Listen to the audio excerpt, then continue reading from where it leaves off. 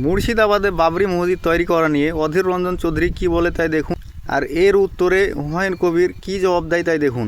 তাই আমার দাবি এখনই মানে আজ থেকে বাবরি মসজিদ নির্মাণ কাজ শুরু করা। তুই কি নামাজ পড়বি না কি আগামী দিনে? তোর আবার এত তোর জোর বাবরি মসজিদ হচ্ছে না কেন, তার জবাব দিতে হবে তোকে। তুই তো বেলডাঙ্গার লোককে বোকা বানাস, সরুলিয়া, জলিলিয়া, আরো মাদ্রাসায় সারগাছিতে দাঁড়িয়ে দাঁড়িয়ে পেন্ট্রোল থেকে মুতিস, মুতে সেখানে আবার কোরআনের আয়াত পড়িস। তুই না মুখ হারাম।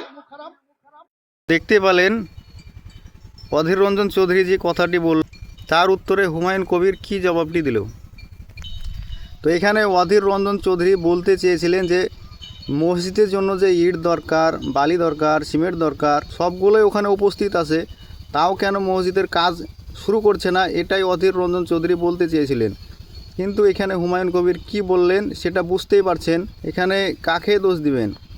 এখানে অধীর রঞ্জন চৌধুরী ঠিকই কথাই বলছে যে সব কিছুই যখন সামান রেডি আছে তো মসজিদ করার জন্য দেরি করার কি দরকার।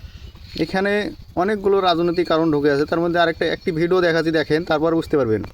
বাবরি মসজিদ হবে না, কাজে আমাকে 90 থেকে 100টা আসন দাও, আমি তোমাদের বাবরি মসজিদ করে দেখাবো। তো এখানে দেখতে পাচ্ছেন হুমায়ুন কবির সরাসরি বলছেন যে আমাকে 90 থেকে 100টা সিট দাও, তারপরে তোমাদেরকে আমি বাবরি মসজিদ দেবো। এখানে ধর্মের মধ্যে রাজনীতি কোথা থেকে ঢুকে এলো রে ভাই? এখানে ধর্মকে নিয়ে রাজনীতি কেন করতে যাবে? এখানে তো নিজেই ধর্মকে রাজনীতির সঙ্গে জড়িয়ে নিয়েছে। এখানে কাদের দোষ? দোষটা কাদের?